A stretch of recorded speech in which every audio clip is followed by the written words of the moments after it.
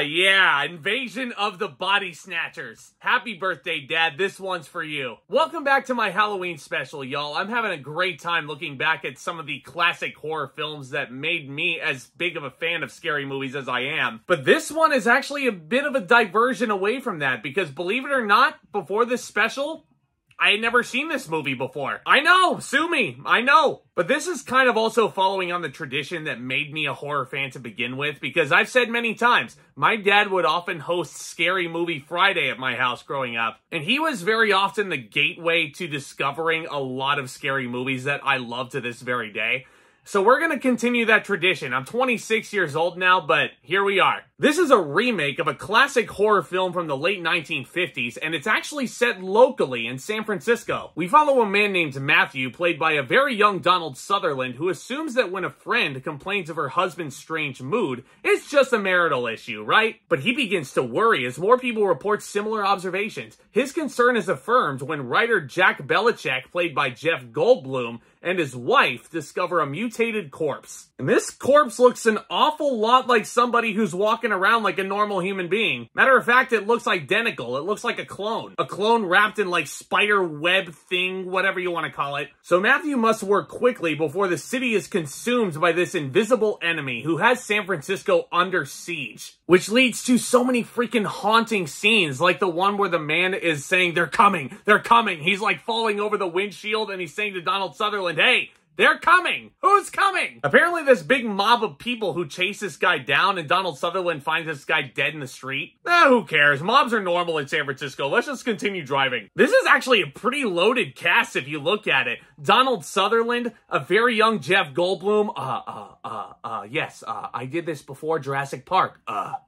I'll be unapologetic every time I pull that impression out of my ass. But both men are great in this film. Donald Sutherland is a great main character to follow. I think he has great presence on camera here. That man is pushing 90 years old nowadays, and that dude still commands attention. This remained unchanged since the 1970s when this movie first came out. He is magnificent in this. As is Jeff Goldblum, who, like I said, yeah, he did this way before he became famous for stuff like The Fly, Jurassic Park, and all that nonsense. You still look at a young Jeff Goldblum, and you see a lot of what makes Jeff Goldblum so funny in here as well. Jack, how tall are you?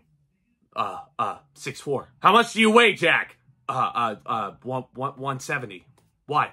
It's way too much fun. I can't help it. But our central characters are all freaking great in this movie. Brooke Adams, really freaking solid in here. You know who else is in this movie that I never realized until now? Spock. Leonard Nimoy himself. And he is really freaking good. Like, I will tell you right now, there is not one weak link in Invasion of the Body Snatchers. This includes director Philip Kaufman, who gives you an overboding sense of doom in San Francisco. You have never ever seen the Bay Area in such a state of panic as you do in this flick. But in this case, it's almost like the farther you get into this movie, like the more you rewatch it and the more you look at it, the deeper you get into this movie, even though I know it's going to happen from now on, I just feel like the situation is not going to get any better. And that is what makes Invasion of the Body Snatchers so scary to me. Which again, doesn't even factor in the bodily stuff that we're seeing, which is great. As opposed to something like The Babadook, which we talked about last time on this playlist. There is stuff that Philip Kaufman is showing you in terms of the gory aspect of horror. And this is shit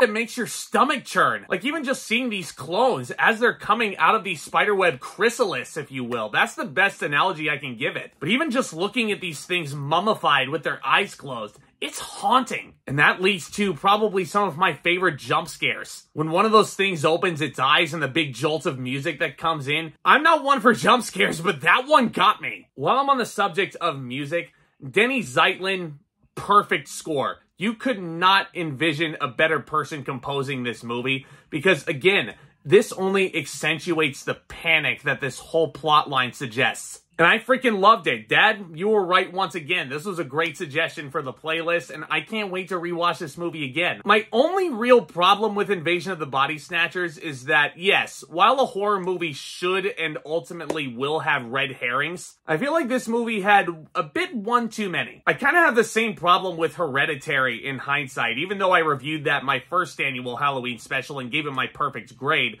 Like, there were so many freaking false endings in that movie where I feel like if you just put a hammer on it, if you just cut to black at a few certain points in Hereditary, would have been perfect. Same way with this movie.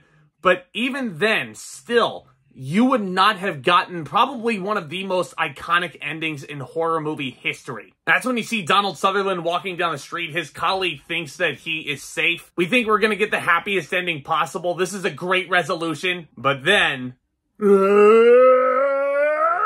camera literally zooms into this guy's mouth, and that's how you cut to black. And that's how you know that he's been infiltrated by this body snatcher creature thing. It's never really seen, but again, it's almost like a virus and a pandemic in its own right. Once it kind of gets to you, it sticks with you and it doesn't go anywhere. It's like a parasite. That sent shivers up and down my spine in and of itself. Just thinking about this movie, man, I want to go watch it again. Invasion of the Body Snatchers really is a pioneer in scary movie filmmaking. It's one of the better remakes out there. Again, keeping with the theme of great remakes, I talked about The Ring not too long ago. Here's another one for this year's list. And I'm not one who's actually seen the original Invasion of the Body Snatchers from the 50s, but I feel like with the raw cinematography making you really feel like you're there and giving it that 70s feel, yeah, this movie can come off a little bit dated if you look back at it now. But it's absolutely remarkable what everybody involved managed to do with this concept, and I'm willing to wager that this is better than the original one. I'm gonna give Invasion of the Body Snatchers an A. Good pick, Dad. Now I guess a lot of you can see where I get my good taste in movies from. Let me know what you thought of Invasion of the Body Snatchers down in the comments section. What is your favorite Jeff Goldblum performance? Is it in here? Is it from The Fly? Is it from Jurassic Park? Is it from something else? Lots that we can discuss over here and then some. Do consider subscribing and tap on that thumbs up as well, especially if you want to stay up to date with the rest of my Halloween special, in addition to my talk about all new releases coming out in theaters. This is a great community of film lovers and entertainment lovers alike over here, and y'all are invited to join us. Stay tuned for more reviews very soon, and I'm very excited to announce my next Halloween special review. We're going to go forward in the timeline once again. We're going to travel up to 2013, 10 years ago. That saw the release of what many consider to be a modern horror masterpiece, The Conjuring. I cannot wait to talk about that one. Let me tell you that much right now. So you got that to look forward to and much, much more, guys. Y'all are the best. Thank you so much again for tuning in. And with all that being said, Back Talk, commence.